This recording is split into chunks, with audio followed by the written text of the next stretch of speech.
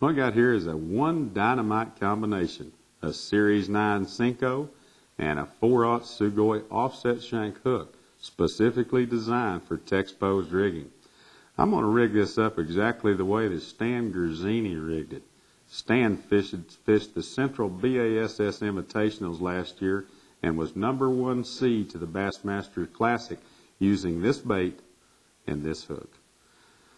We're going to slip the thing right into the center of the bait and about the same distance as the length of the offset.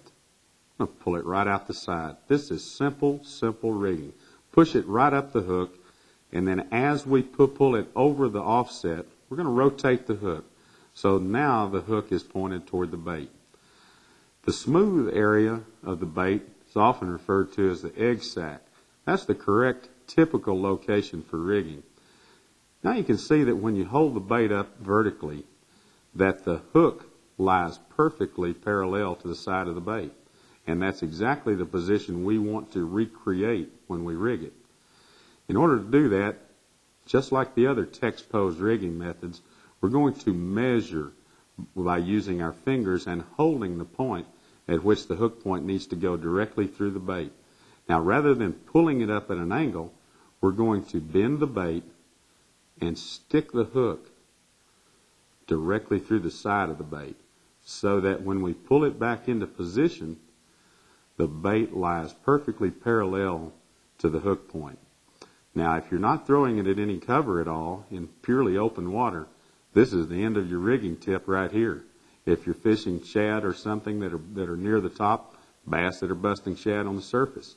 However, if you're fishing this over milfoil or matted Elodia grass or something like that, it's going to be necessary for you to skin hook the point. This is simple to do.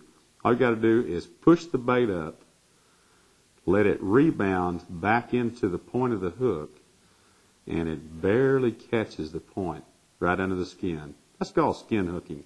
So what we got here is a text-posed senko with a 4/0 Sugoi hook. Now I'm going to share a little tip with you.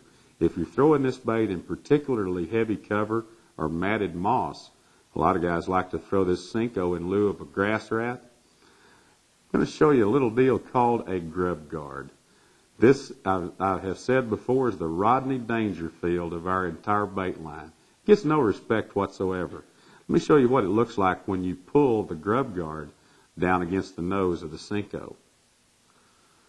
The grub guard is made out of a more resilient plastic. Now it's in the rigged position, and this bait will go through anything without picking up any type of moss or trash. A great rigging tip for throwing the senko in heavy cover.